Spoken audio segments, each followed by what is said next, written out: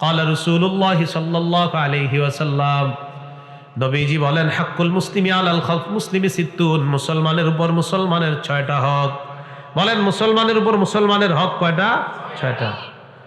1 number ইদা লাকিতাহু ফাসাল্লিম আলাইহি, মুসলমানের সাথে যখন তোমার সাক্ষাৎ হবে তখন তুমি তাকে সালাম দিবা। 1 নাম্বার হক, মুসলমানের সাথে সাক্ষাৎ হলে সালাম দিবেন।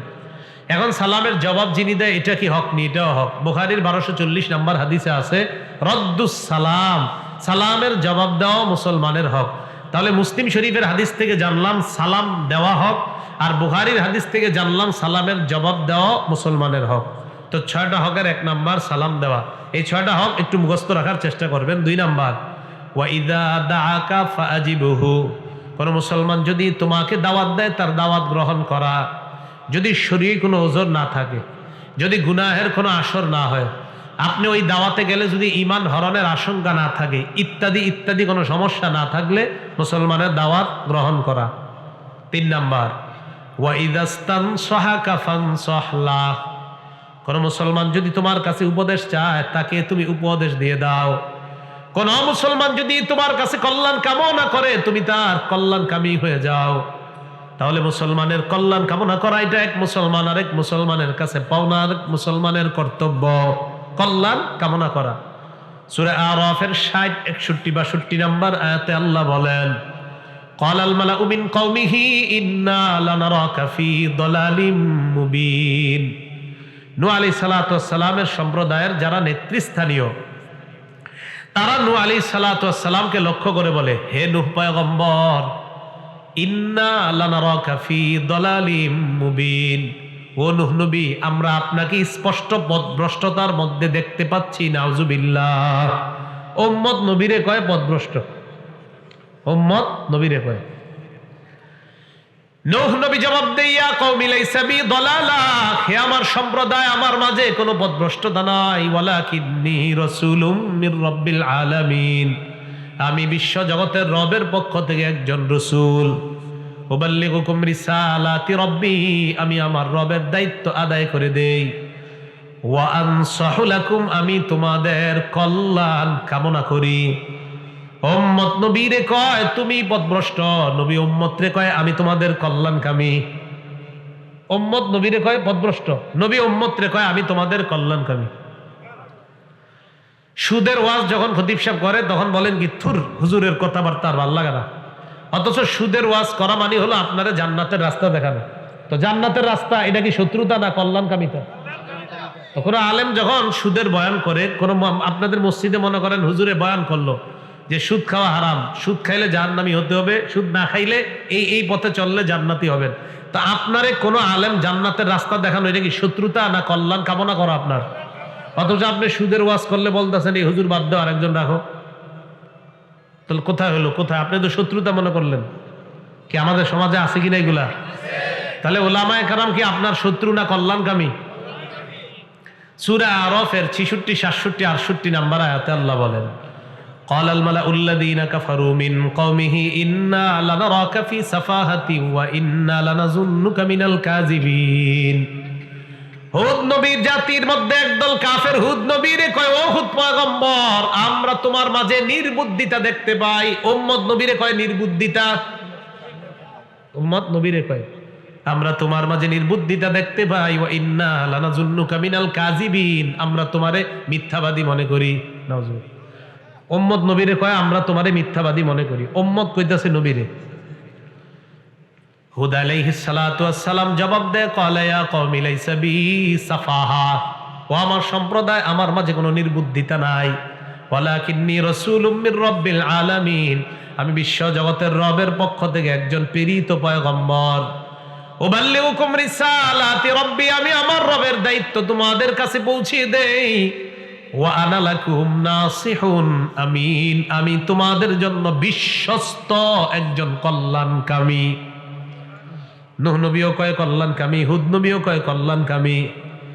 এবার সূরা আরাফের ৭৯ নাম্বার আয়াতটা শুনেন। সালেহ নবী উম্মতকে কয় ইয়া কওমি লাকাদ আবলাগতুকুম রিসালাতা রাব্বি ওয়া নাসাহতু লাকুম ওয়ালাকিন লা তুহিব্বুনান নাসিহিন।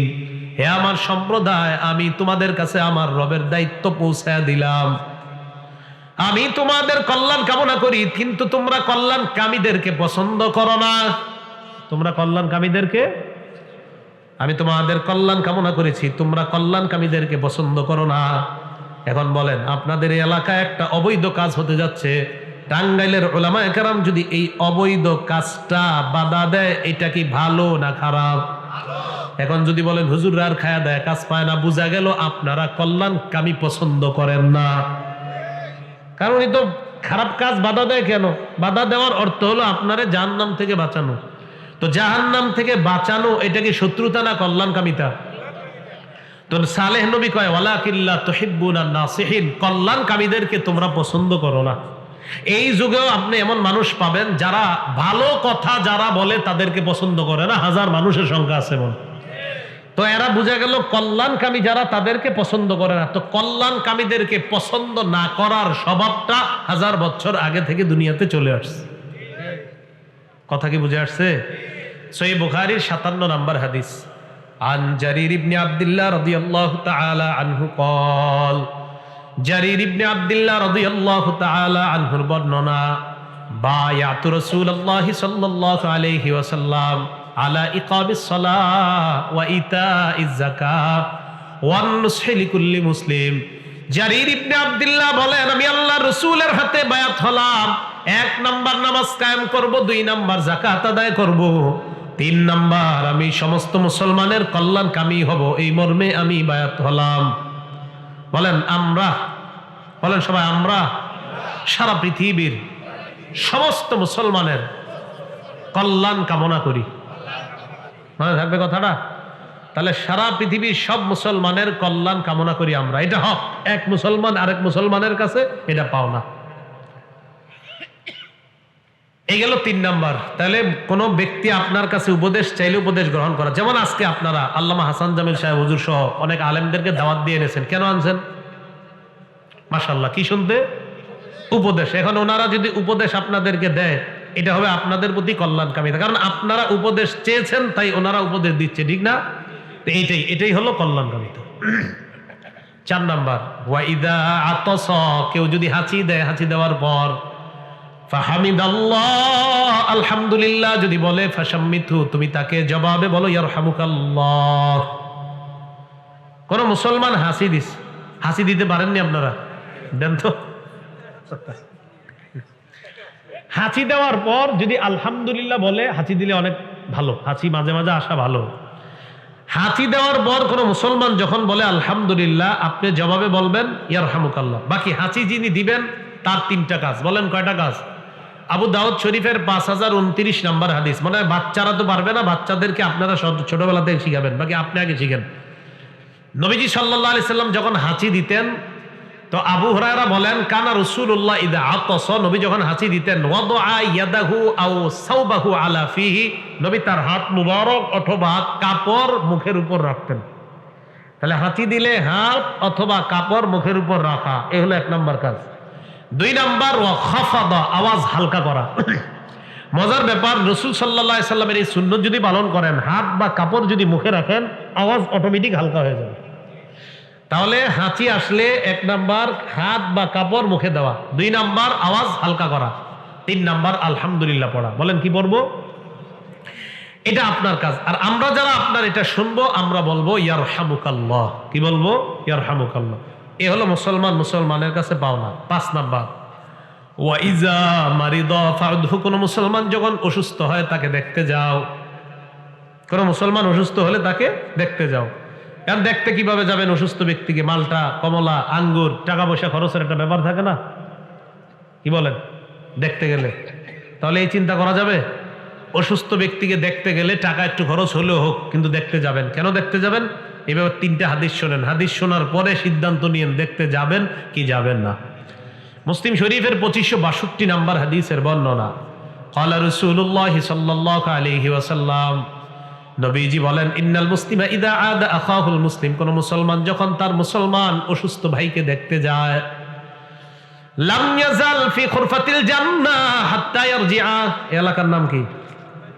পাশেরটা ডাবাইল, এই গোহাইল বাড়ি এলাকা থেকে ডাবাইল গেলেন একজন অসুস্থ মুসলমানকে দেখতে।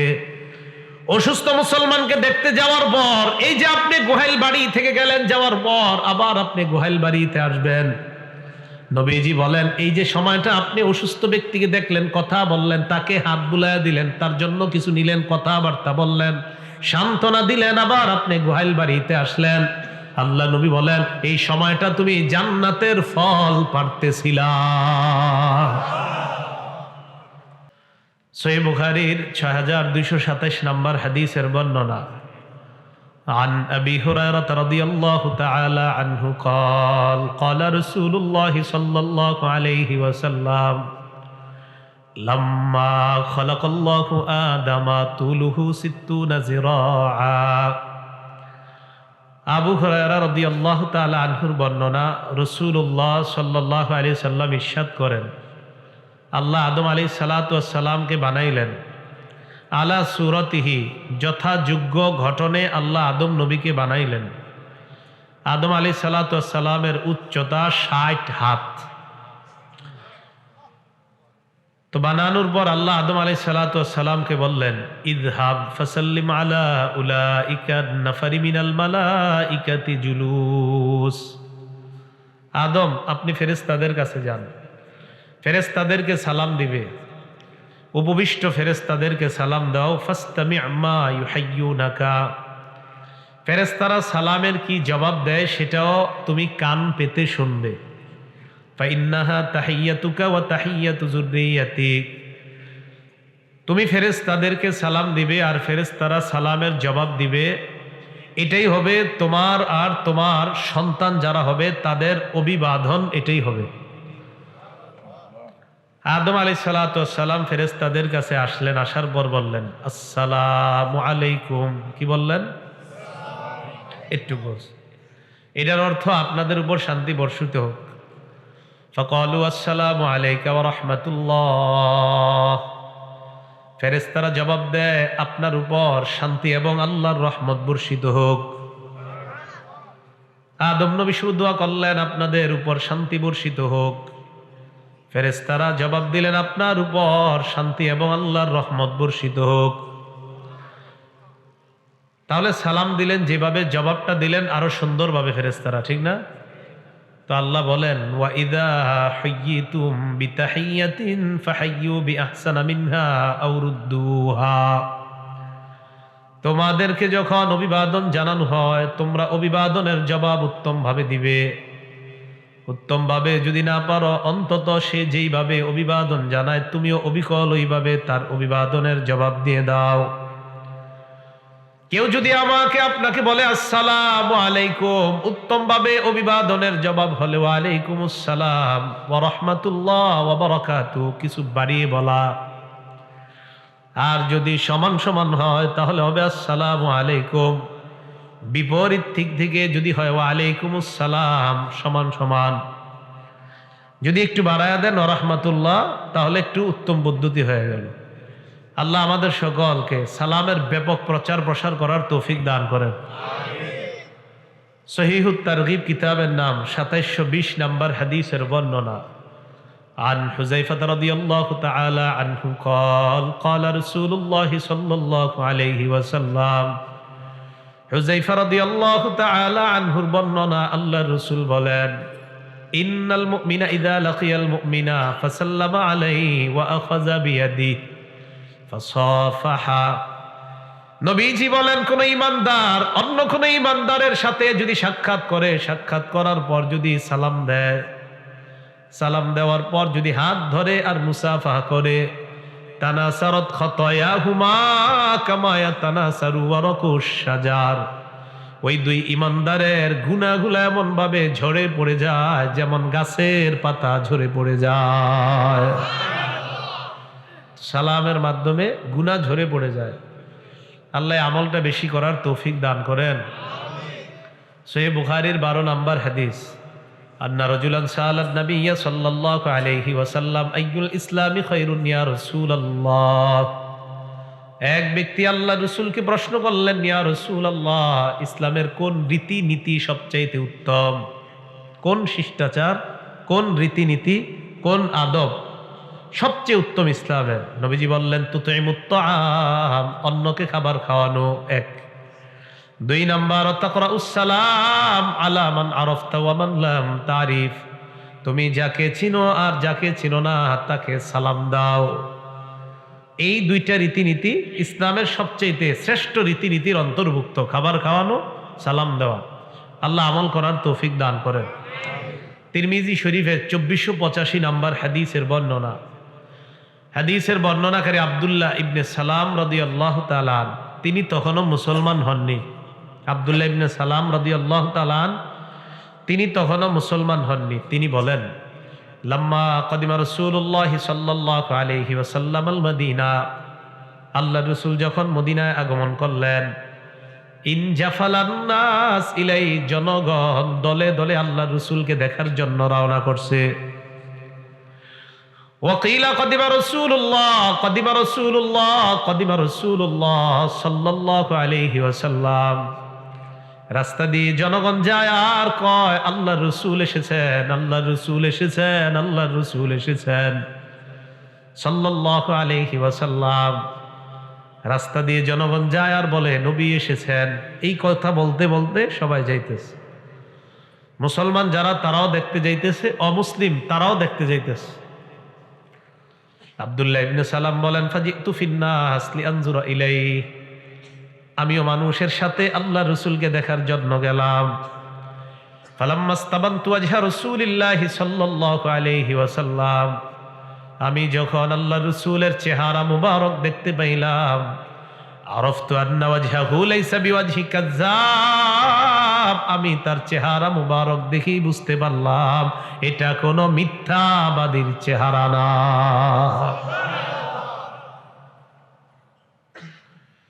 নবীজি জনগণের সামনে দাঁড়াইলেন, দাঁড়িয়ে আল্লাহ রসুল 4টি কথা বললেন, কোন বর্ণনায় 3টা। নবীজি বললেন ইয়া আইয়ুহান নাস আফশুস সালাম, হে জনগণ তোমরা সালামের প্রচার করো। 2 নাম্বার আতিমুত তাআম, তোমরা খাবার খাওয়াও। 3 নাম্বার ওয়াসাল্লু ওয়ান নাসু নিয়াম, মানুষ যখন রাতে ঘুমিয়ে থাকে তাহাজ্জুদে দাঁড়িয়ে যাও। অন্য বর্ণনায় ওয়াসিলুল আরহাম, আত্মীয়তার সম্পর্ক রক্ষা করো। তাদখুলুল জান্নাতা বিসালাম, মরণের পর নিরাপদে জান্নাতে প্রবেশ করো। কয় আমল? সালাম, খাবার খাওয়ানো, রক্তের সম্পর্ক রক্ষা করা, রাতে তাহাজ্জুদ পড়া। আল্লাহ আমল করার তৌফিক দান করেন। মুসলিম শরীফের 54 নাম্বার হাদিসের বর্ণনা। ক্বালা রাসূলুল্লাহ সাল্লাল্লাহু আলাইহি ওয়াসাল্লাম, নবীজি বলেন লা তাদখুলুনাল জান্নাতা হাত্তা তুমিনু, তোমরা ততক্ষণ জান্নাতে যেতে পারবে না যতক্ষণ তোমরা পরিপূর্ণ ঈমানদার না হও। পরিপূর্ণ মুমিন না হওয়া পর্যন্ত জান্নাতে যেতে পারবে না। ঈমান যদি নিয়ে জান্নাত, লা ইলাহা ইল্লাল্লাহ, লা ইলাহা ইল্লাল্লাহ,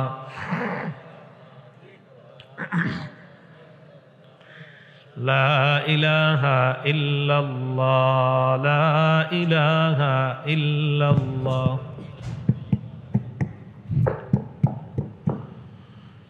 লা ইলাহা ইল্লাল্লাহ মুহাম্মাদুর রাসূলুল্লাহ সাল্লাল্লাহু আলাইহি ওয়াসাল্লাম।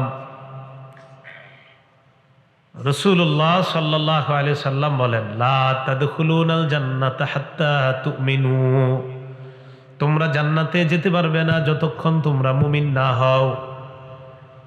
ঈমান দ্বারা উদ্দেশ্য শিরিক মুক্ত ঈমান, ঈমানের সাথে শিরিক সামান্য মিশ্রিত থাকতে পারবে না। সূরা আনআমের 82 নম্বর আয়াতে আল্লাহ বলেন আল্লাযীনা আমানু ওয়া লাম ইয়ালবিসু ঈমানাহুম বিযুলমিন উলাইকা লাহুমুল আমনু ওয়া হুম মুহতাদুন, যারা ঈমান এনেছে, ঈমানের সাথে যারা শিরিক মিশায় নাই, তাদের জন্য নিরাপত্তা, ওয়া হুম মুহতাদুন, তারাই হেদায়েত প্রাপ্ত বান্দা। আমাদের অনেকের নাম মুসলমান, মাজারে সেজদা দেয়, মানুষকে সেজদা দেয়, তাহলে এটা বলেন এটা কি আপনার আল্লাহর সাথে শিরিক করা না? এটা তো ঠিক না। তো ঈমান শিরিক মুক্ত ঈমান হতে হবে। ইবনে মাজার 1853 নম্বর হাদিসের বর্ণনা। عن عبد الله بن أبي أوفى رضي الله تعالى عنه قال لما قدم معاذ بن جبل رضي الله تعالى عنه من الشام মুআজ ইবনে জাবাল রাদিয়াল্লাহু তাআলা আনহু যখন শাম দেশ থেকে আসলেন, আসার পর সাজাদ আলিন নবী সাল্লাল্লাহু আলাইহি ওয়াসাল্লাম আল্লাহ নবীর একটা সিজদা দিস। নাউজুবিল্লাহ। মুআজ ইবনে জাবাল নবীজির সিজদা দিয়ে দিস। নবীজি হযরত মুআজকে বললেন, মা হাযা ইয়া মুআজ, মুআজ তুমি এটা কি করলা, এসব কি করলা? মুআজ ইবনে জাবাল জবাব দেয়, আতাইতু শাম, আমি শাম দেশে গেলাম।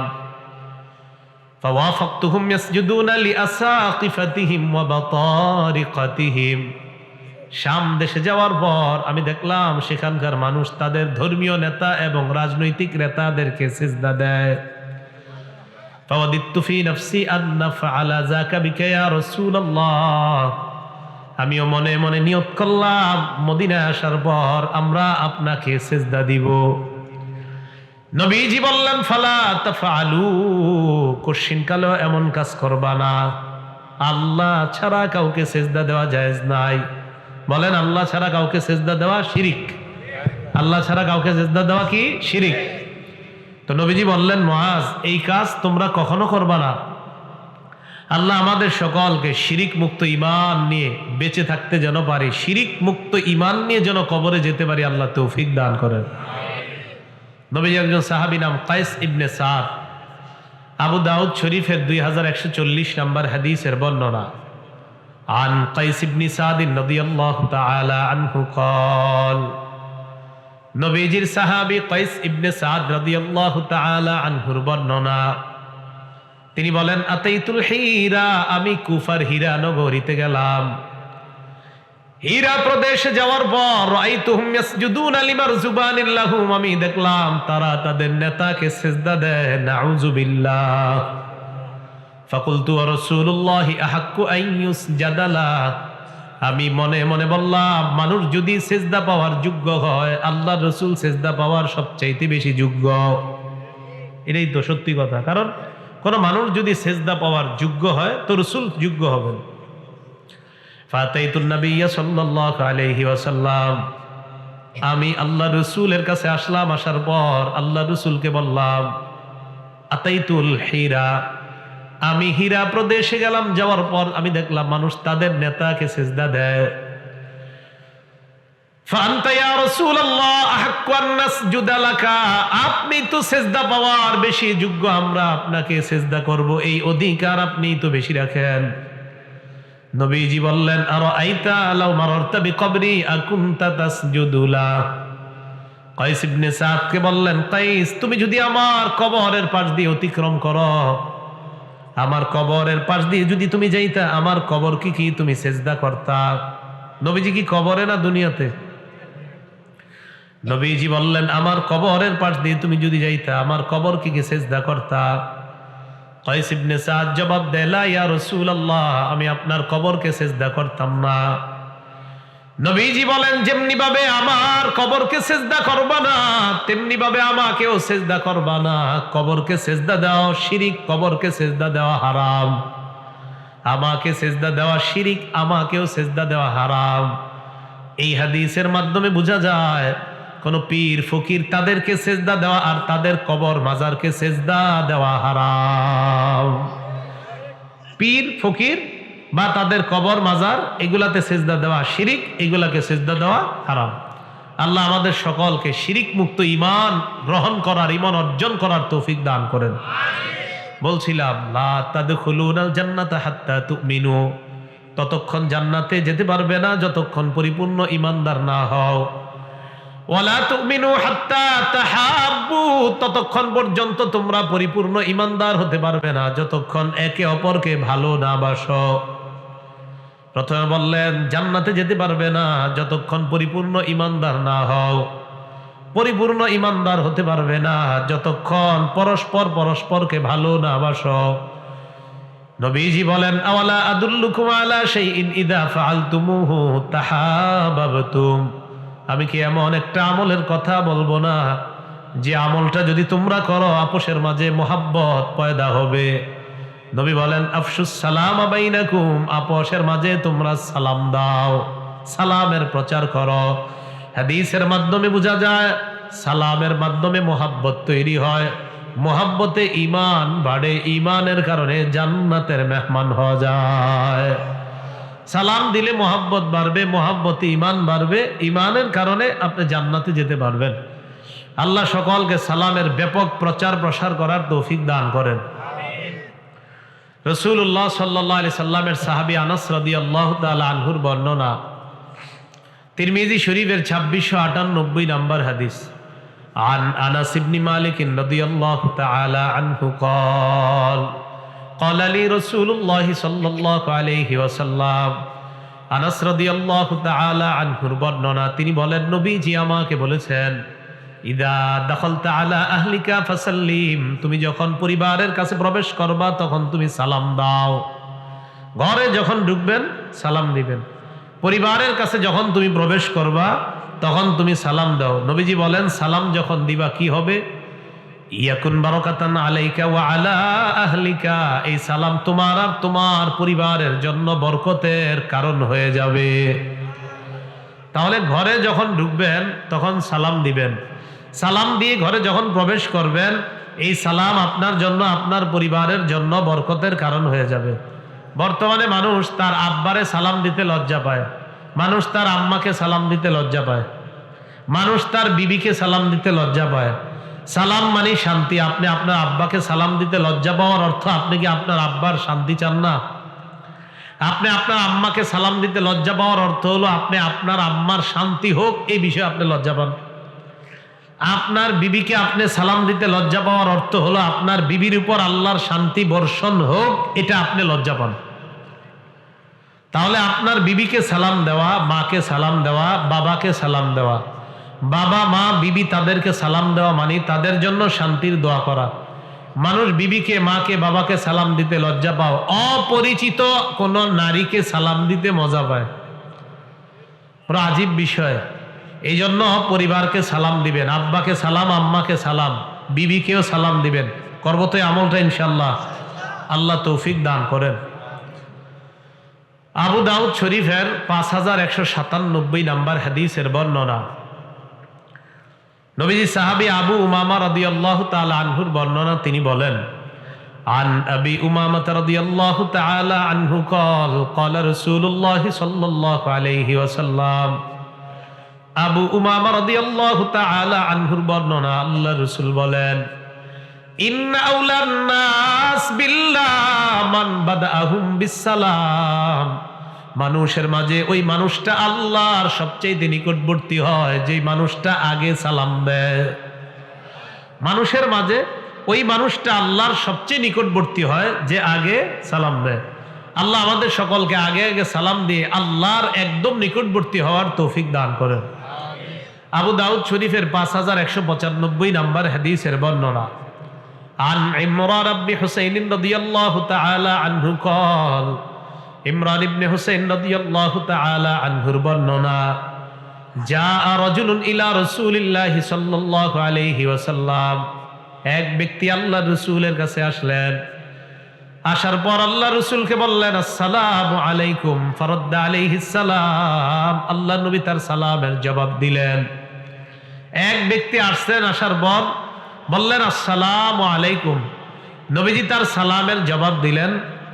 জবাব দেওয়ার পর সুম্মা জালাসা, লোকটা বসে যায়। আল্লাহ নবী বললেন আসার তার আমল নামায় 10টা নেকি লিপিবদ্ধ হয়ে গেছে। সুম্মা জাআ আখার ফাকালা আসসালামু আলাইকুম ওয়া রাহমাতুল্লাহ, আরেকজন আসছে, আসার পর ওই ব্যক্তি সালাম দেয় আসসালামু আলাইকুম ওয়া রাহমাতুল্লাহ। কি বাড়াইছে? নবীজি তার সালামের জবাব নিলেন। নেওয়ার পর সুম্মা জালাসা, লোকটা বসে যায়।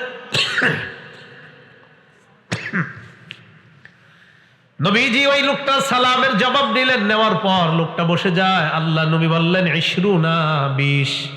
কত বললেন? 20। তাহলে প্রথম জন বললেন আসসালামু আলাইকুম, নবী বললেন 10। দ্বিতীয় জন বললেন আসসালামু আলাইকুম ওয়া রাহমাতুল্লাহ, নবী বললেন 20। সুম্মা জাআ আখার ফাকালা আসসালামু আলাইকুম ওয়া রাহমাতুল্লাহি ওয়া বারাকাতুহু। আরেকজন আসছে, আসার পর বললেন আসসালামু আলাইকুম ওয়া রাহমাতুল্লাহি ওয়া বারাকাতুহু। ফারাদ্দা আলাইহিস সালাম, নবী সালামের জবাব নিলেন। নেওয়ার পর সুম্মা জালাসা, লোকটা বসে যায়। নবীজি বললেন সালাসুনা, 30। তাহলে আসসালামু আলাইকুম 10, আসসালামু আলাইকুম ওয়া রাহমাতুল্লাহ 20, আসসালামু আলাইকুম ওয়া রাহমাতুল্লাহি ওয়া বারাকাতুহু 30। নবীজি আসসালামু আলাইকুমের সওয়াব বললেন 10, আসসালামু আলাইকুম ওয়া রাহমাতুল্লাহর সওয়াব বললেন 20, আসসালামু আলাইকুম ওয়া রাহমাতুল্লাহি ওয়া বারাকাতুহু এটার সওয়াব বললেন 30। আবু দাউদ শরীফের 5196 নম্বর হাদিসের বর্ণনা। আরেক ব্যক্তি আসছে, আসার পর বললেন আসসালামু আলাইকুম ওয়া রাহমাতুল্লাহি ওয়া বারাকাতুহু ওয়া মাগফিরাতুহু। এই ব্যক্তি আয়েশা, আগের 3 ব্যক্তি বলছিলেন আসসালামু আলাইকুম ওয়া রাহমাতুল্লাহি ওয়া বারাকাতুহু পর্যন্ত, তৃতীয় ব্যক্তি বলছে। আরেক ব্যক্তি আয়েশা বলছে আসসালামু আলাইকুম ওয়া রাহমাতুল্লাহ ওয়া বারাকাতুহু ওয়া মাগফিরাতুহু, উনি মাগফিরাতু বাড়াইছে। নবীজি বললেন 40। কত বললেন? 40। এই 40 পর্যন্ত সালামের নেকির ব্যাপারে আল্লাহ রসুল সাল্লাল্লাহু আলাইহি সাল্লাম আলোচনা করলেন। তো রসুল সাল্লাল্লাহু আলাইহি সাল্লাম 40 পর্যন্ত বললেন, আগের বর্ণনায় পাইলাম 30 পর্যন্ত। এই জন্য সালাম আমরা যদি আসসালামু আলাইকুম বলি, সওয়াব যা হবে আসসালামু আলাইকুম ওয়া রাহমাতুল্লাহর সওয়াব বেশি হবে, আসসালামু আলাইকুম ওয়া রাহমাতুল্লাহি ওয়া বারাকাতুহু এগুলার সওয়াব আরো বেশি হবে। আল্লাহ আমাদের সকলকে বিশুদ্ধ উচ্চারণে সালাম যেন দিতে পারি, আল্লাহ তৌফিক দান করেন। বুখারী শরীফের 3820 নম্বর হাদিস, 3820। জিবরাইল আলাইহিস সালাতু ওয়াস সালাম নবীজির কাছে আসছে। নবীজির সাথে কথাবার্তা চলতেছে জিবরিল আমিনের। ইতিমধ্যে খাদিজা রাদিয়াল্লাহু তাআলা আনহা নবীজির দিকে আসতেছে। জিবরিল আলাইহিস সালাতু ওয়াস সালাম বললেন হাজিহি খাদিজা আতাতকা ইয়া রাসূলুল্লাহ। জিবরিল আমিন বললেন ইয়া রাসূলুল্লাহ, এই যে খাদিজা আপনার কাছে আসতেছে, মাহা ইনাউন ফিহি তাআমুন আও ইদামুন আও শারাব। জিবরিল আমিন বললেন ইয়া রাসূলুল্লাহ, আপনার বিবি খাদিজা আপনার কাছে আসতেছে। খাদিজার হাতের মধ্যে একটা পাত্র, পাত্রের মধ্যে ইদাম তরকারি, আও তাআমুন অথবা খাবার, আও শারাবুন অথবা পানি। জিবরিল আমিন বললেন ইয়া রাসূলুল্লাহ, ফাইদা হি আতাতকা, খাদিজা যখন আপনার কাছে আসবে, ফাকরা আলাইহাস সালাম মির রাব্বিহা ওয়া মিন্নি, খাদিজাকে তার রবের পক্ষ থেকে আর আমি জিবরিল আমিনের পক্ষ থেকে সালাম পৌঁছায়া দিবেন। হুজুর খাদিজা আসতেছে, খাদিজা আসার পরে বলবেন রবের পক্ষ থেকে সালাম, জিবরিল আমিনের পক্ষ থেকে সালাম। তাহলে আল্লাহ খাদিজাতুল কুবরা রাদিয়াল্লাহু তাআলা আনহাকে সালাম দেন। তিরমিজি শরীফের 3882 নম্বর হাদিসের বর্ণনা। আন আয়েশা সিদ্দিকা রাদিয়াল্লাহু তাআলা আনহা ক্বালাত, আম্মা জান আয়েশা সিদ্দিকা রাদিয়াল্লাহু তাআলা আনহার বর্ণনা। ক্বালা রাসূলুল্লাহ সাল্লাল্লাহু আলাইহি ওয়াসাল্লাম, জিবরিল আমিনের ব্যাপারে আল্লাহ নবী বলেন আয়েশা, ইন্না জিবরিল ইয়াকরাউ আলাইকিস সালাম। আয়েশা, জিবরিল আমিন তোমাকে সালাম দিচ্ছে। আয়েশা, জিবরিল আমিন তোমাকে সালাম পৌঁছাইতেছে। আম্মা জান বলেন ফাকুলতু আলাইহিস সালাম ওয়া রাহমাতুল্লাহ, আমিও জবাব দিয়ে দিলাম ওয়া আলাইহিস সালাম ওয়া রাহমাতুল্লাহ, জিবরাইলের উপর শান্তি আর আল্লাহর দয়া বর্ষিত হোক। তাহলে জিবরিল আমিন আম্মাজান আয়েশাকে সালাম দিলেন, আম্মাজান খাদিজাতুল কুবরা রাদিয়াল্লাহু তাআলা আনহাকে আল্লাহ সালাম দিলেন, জিবরিল আমিন সালাম দিলেন। সালাম এক আজীব সুন্নত। সালাম আমাদের মাঝে আবার নতুন করে এটা জিন্দা করা প্রয়োজন। সালাম মানে শান্তি। মুসলমানের কি আজীব শব্দ, মুসলমানের সাক্ষাৎ শুরুই হয় আসসালামু আলাইকুম, শান্তি দিয়ে মুসলমানের কথাবার্তা শুরু হয়। তাহলে এটার ব্যাপক প্রচার প্রসার হওয়া দরকার। আল্লাহ আমাদের সকলকে ব্যাপকভাবে আমল করার তৌফিক দান করেন। মুসলিম শরীফের 2162 নম্বর হাদিসের বর্ণনা। ক্বালা রাসূলুল্লাহ সাল্লাল্লাহু আলাইহি ওয়াসাল্লাম, নবীজি বলেন হাক্কুল মুসলিমি আলাল খালক মুসলিমি সিত্তুন, মুসলমানের উপর মুসলমানের 6টা হক। বলেন মুসলমানের উপর মুসলমানের হক কয়টা? 6টা। 1 নাম্বার, ইদা লাকিতাহু ফাসাল্লিম আলাইহি, মুসলমানের সাথে যখন তোমার সাক্ষাৎ হবে তখন তুমি তাকে সালাম দিবা। 1 নাম্বার হক, মুসলমানের সাথে সাক্ষাৎ হলে সালাম দিবেন। এখন সালামের জবাব যিনি দেয় এটা কি হক নি? এটাও হক। বুখারীর 1240 নম্বর হাদিসে আছে রদ্দুস সালাম, সালামের জবাব দেওয়া মুসলমানের হক। তাহলে মুসলিম শরীফের হাদিস থেকে জানলাম সালাম দেওয়া হক, আর বুখারীর হাদিস থেকে জানলাম সালামের জবাব দেওয়া মুসলমানের হক। তো 6টা হকের 1 নাম্বার সালাম দেওয়া। এই 6টা হক একটু মুখস্থ রাখার চেষ্টা করবেন। 2 নাম্বার ওয়া ইযা দাআকা ফাআজিবহু, কোন মুসলমান যদি তোমাকে দাওয়াত দেয় তার দাওয়াত গ্রহণ করা। যদি শরীরে কোনো ওজর না থাকে, যদি গুনাহের কোনো আসর না হয়, আপনি ওই দাওয়াতে গেলে যদি ঈমান হরণের আশঙ্কা না থাকে, ইত্যাদি ইত্যাদি কোনো সমস্যা না থাকলে মুসলমানের দাওয়াত গ্রহণ করা। 3 নাম্বার ওয়া ইদাস্তানসাহাকা ফানসাহ লাহ, কোন মুসলমান যদি তোমার কাছে উপদেশ চায় তাকে তুমি উপদেশ দিয়ে দাও। কোন মুসলমান যদি তোমার কাছে কল্যাণ কামনা করে তুমি তার কল্যাণকামী হয়ে যাও। তাহলে মুসলমানের কল্যাণ কামনা করা এটা এক মুসলমান আরেক মুসলমানের কাছে পাওনা, আরেক মুসলমানের কর্তব্য কল্যাণ কামনা করা। সূরা আরাফের 60, 61, 62 নম্বর আয়াতে আল্লাহ বলেন ক্বালাল মালাউ মিন কওমিহি ইন্না লানারাকা ফি দালালিম মুবিন।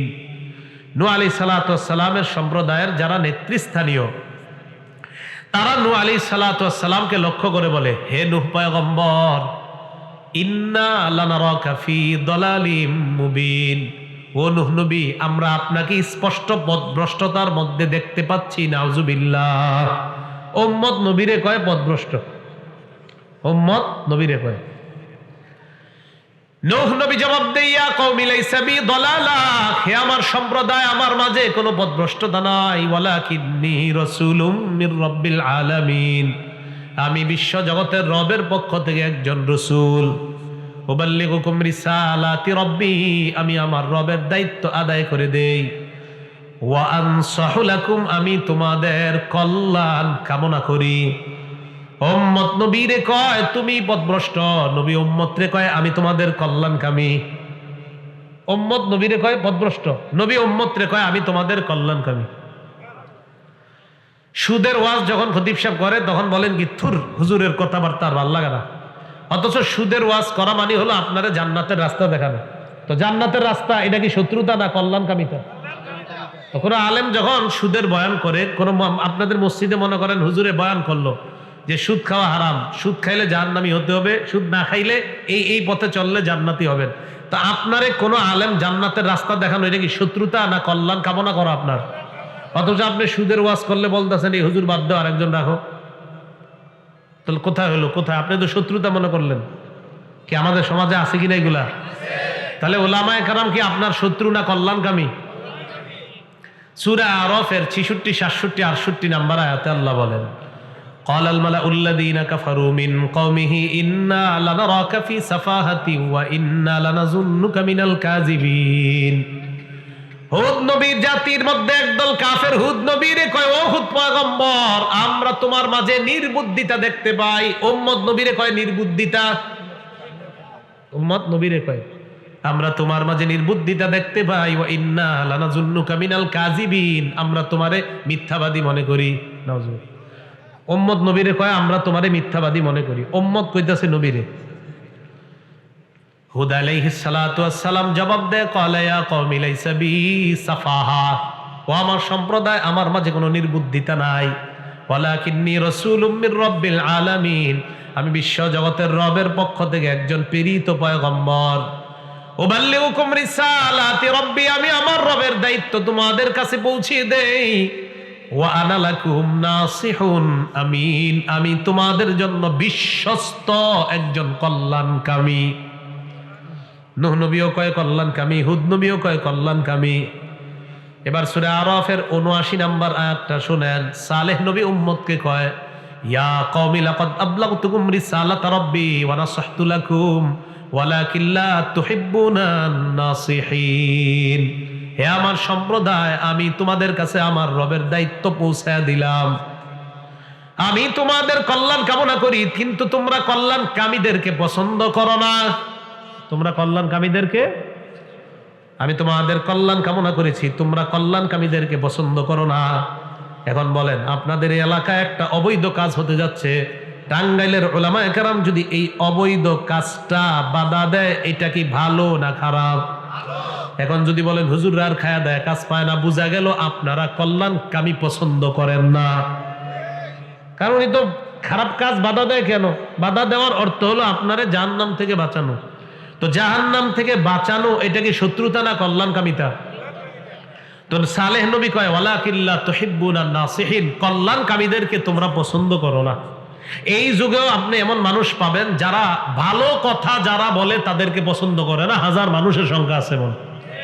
তো এরা বোঝা গেল কল্যাণকামী যারা তাদেরকে পছন্দ করে না। তো কল্যাণকামীদেরকে পছন্দ না করার স্বভাবটা 1000 বছর আগে থেকে দুনিয়াতে চলে আসছে। কথা কি বুঝে আসছে?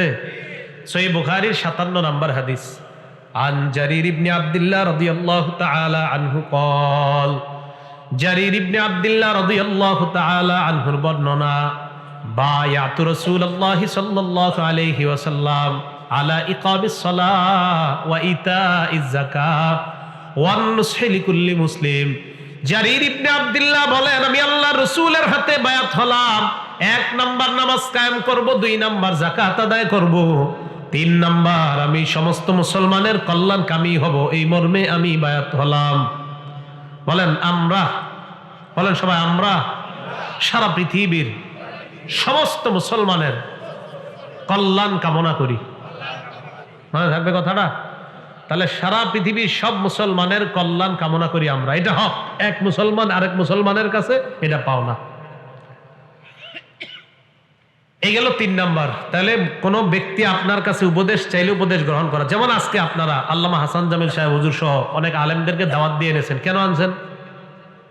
মাশাআল্লাহ, কি শুনতে? উপদেশ। এখন ওনারা যদি উপদেশ আপনাদেরকে দেয়, এটা হবে আপনাদের প্রতি কল্যাণকামিতা, কারণ আপনারা উপদেশ চেয়েছেন তাই ওনারা উপদেশ দিচ্ছে, ঠিক না? এটাই হলো কল্যাণকামিতা। 4 নাম্বার, ওয়াইদা আতাসা, কেউ যদি হাঁচি দেয়, হাঁচি দেওয়ার পর ফাহামিদাল্লাহ, আলহামদুলিল্লাহ যদি বলে, ফাশাম্মিতু, তুমি তাকে জবাবে বলো ইয়ারহামুকাল্লাহ।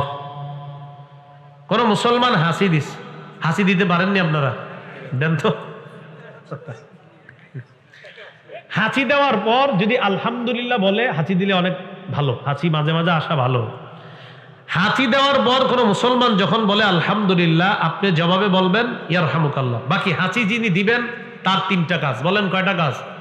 আবু দাউদ শরীফের 5029 নম্বর হাদিস। মনে হয় বাচ্চারা তো পারবে না, বাচ্চাদেরকে আপনারা ছোটবেলা থেকে শিখাবেন, বাকি আপনি আগে শিখেন।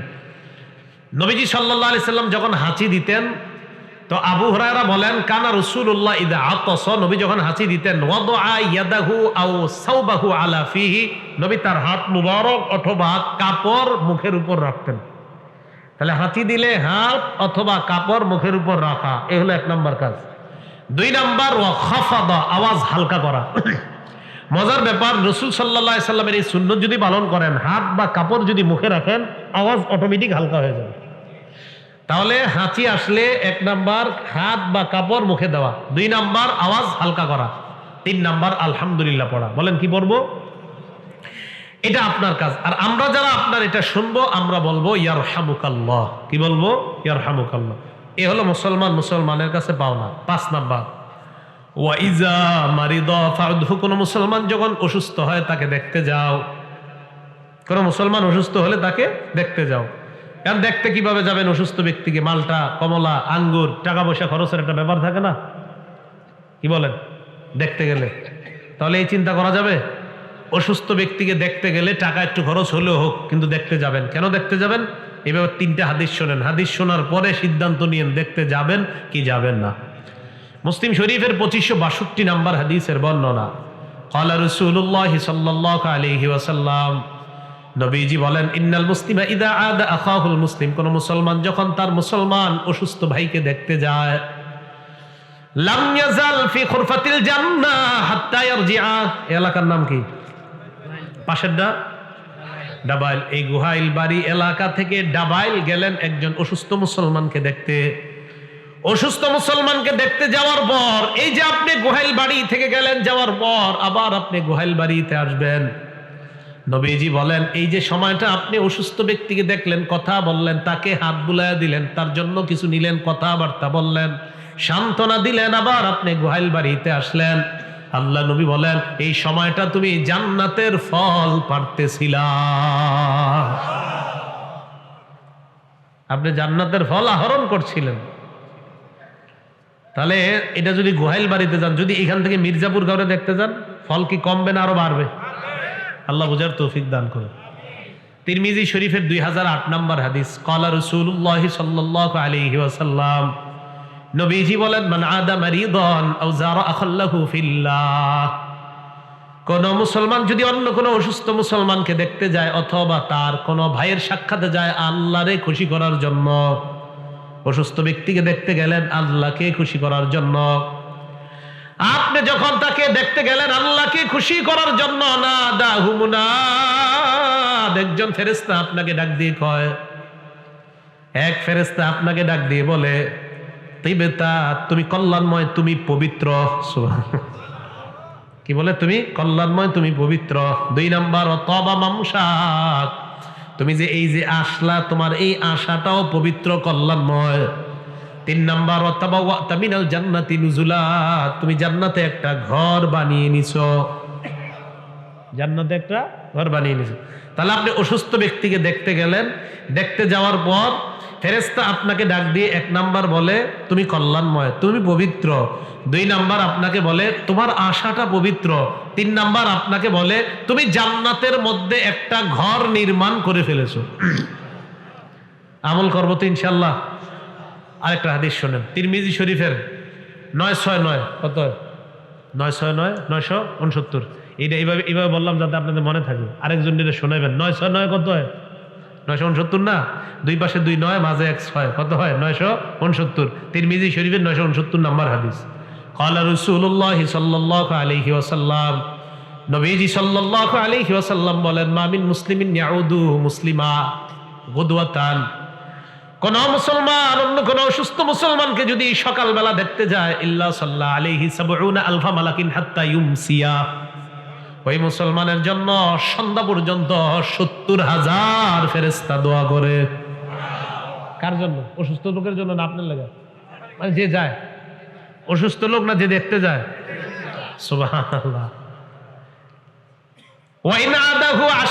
কেউ যদি কোন অসুস্থ ব্যক্তিকে রাতের বেলা দেখতে যায়, ইল্লা সাল্লা আলাইহি 70 আলফা মালাকিন হাত্তা ইউসবিহা, ওই মুসলমানের জন্য সকাল পর্যন্ত 70,000 ফেরেশতা দোয়া করে। শুধু তাই নয়, আপনার জন্য জান্নাতে বিশাল বড় একটা ফলের বাগান তৈরি হয়ে যায়। তাহলে অসুস্থ ব্যক্তিকে দেখতে যাওয়ার ফজিলত কম না অনেক বেশি? অনেক বেশি। আমরা এই আমলগুলা থেকে বঞ্চিত হব না, আমরা করবো ইনশাল্লাহ। 6 নাম্বার, ওয়া ইজা মা তাফাত্তাবিহু, কোন মুসলমান মারা গেলে তার জানাজায় যাও। জানাজায় যাওয়ার 2 অবস্থা, 1 নাম্বার লাশের নামাজের জানাজায় অংশগ্রহণ করলেন, 2 নাম্বার কবর পর্যন্ত গেলেন। একটা হলো শুধু জানাজা বললেন, আয়সা বললেন, আরেকটা হলো জানাজাও বললেন, কবর পর্যন্ত গেলেন। মাঝে মাঝে চেষ্টা করবেন কবর পর্যন্ত যাওয়ার। শীতকালে কবরে নামার চেষ্টা করেন, কোনো কবর, কারো কবর যদি সম্ভব হয় নাইবেন, নাইমে একটু কবরের মাটিটা একটু হাত দিয়ে ধরবেন। শীতকালে কি করবেন? হ্যাঁ, একটু হাত দিয়ে ধরবেন, প্রচন্ড ঠান্ডা দেখবেন। আর একটু ভাববেন যে আমি তো উপরে গিয়ে লেপ কম্বল আরো কত আরামের জিনিস গায়ে দিয়ে ঘুমাবো, আর এই লোকটারে 3টা পাতলা কাপড় এখানে রেখে যাবো, ঠিক না? হ্যাঁ হ্যাঁ, একটু অনুভূতি দেয় নেন, উপলব্ধি দেয় নেন। কেন বললাম? আমার আব্বার কবরে আমি জীবনে একটা কবরেই নামছি, আব্বার কবরে, আর আগে পরে কখনো নামি নেই, 4 বছর আগে। তো আমিও আব্বার কবরের মাটিটা হাত দিয়ে দেখছি, ডিসেম্বরের 4 তারিখে মারা গেছিলেন, তো হাত দিয়ে দেখছি প্রচন্ড ঠান্ডা কবরের মাটি। হ্যাঁ, প্রচন্ড। আমার সাথে সাথে মনে পড়েছিল, মানে এই কথাগুলো আসছে মাথায়, যে সন্তানের জন্য কত কিছু বাবা করে যায়, এটা গার্জিয়ান কত কিছু করে যায়, ঠিক না? তো মানুষ প্রত্যেকের ভাবা উচিত, মানে আমার বাবা, উনি দুনিয়াতে থাকতে ওনারও ভাবা উচিত ছিল, ওনারও ভাবা উচিত এটাই, উনি দুনিয়াতে থাকতে হয়তো এগুলাই ভাবছে। আমার আপনার প্রত্যেকের এটাই ভাবনা করা উচিত যে আমাকে আপনাকে মাটির নিচে রেখে আসা হবে, যদি জান্নাতি হইতো সেখানে আরাম আরাম। তো চিন্তা করলাম যে প্রচন্ড ঠান্ডা মাটির মধ্যে আমরা লাশগুলাকে রেখে আসি, তা আল্লাহ পাক রব্বুল আলামিন যদি চায় তোর তো কবর হবে জান্নাতের বাগান, আবার কারো জন্য হয়ে যায় জাহান্নামের অংশ। তো যাই হোক, বুঝাইতে চাইলাম যে কারো জানাজায় যখন যান, 1 তো জানাজা বললেন, 2 কবর পর্যন্ত গেলেন। বুখারীর 47 নম্বর হাদিস, রাসূল সাল্লাল্লাহু আলাইহি সাল্লাম বলেন, মানিত্তাবা জানাজাতা মুসলিমিন ঈমানা ওয়া ইহতিসাবা, কেউ যদি কোনো মুসলমানের জানাজায় ঈমানের সাথে আর সওয়াবের আশায় যায়, ওই ব্যক্তি যদি যাওয়ার পর জানাজার নামাজেও শরীক হয়, কবর পর্যন্ত যায়, ইয়ারজিউ মিনাল আজরি বিকিরাতাইন, তাহলে ওই ব্যক্তি 2টা উহুদ পাহাড় পরিমাণ সমান সওয়াব নিয়ে বাসায় ফিরে আসে। নবীজি বলেন, কেউ যদি শুধু জানাজা পড়ে চলে আসে, কবর পর্যন্ত না যায়, তাহলে 1টা উহুদ পাহাড় সমপরিমাণ সওয়াব নিয়ে সে বাসায় আসবে। এই হলো মুসলমানের 6টা হক। 1 নাম্বার সালাম দেওয়া, 2 নাম্বার দাওয়াত দিলে দাওয়াত গ্রহণ করা, 3 নাম্বার মুসলমান উপদেশ চাইলে উপদেশ দেওয়া, 4 নাম্বার মুসলমান হাঁচি দিয়ে আলহামদুলিল্লাহ বললে আপনি জবাবে ইয়ারহামুকাল্লাহ বলা, 5 নাম্বার মুসলমান অসুস্থ হলে তাকে দেখতে যাওয়া, 6 নাম্বার কোনো মুসলমান মারা গেলে তার জানাজায় উপস্থিত হওয়া। এর মধ্যে প্রথমটা হলো সালাম। সালামের ব্যাপক প্রচার প্রসার যেন আমরা ঘটাতে পারি, আর মুসলমানের এই 6টা হক যেন আমরা আদায় করতে পারি। আল্লাহ তৌফিক দান করেন। আমিন। ওয়া আখিরু দাওয়ানা আনিল হামদুলিল্লাহি রাব্বিল আলামিন।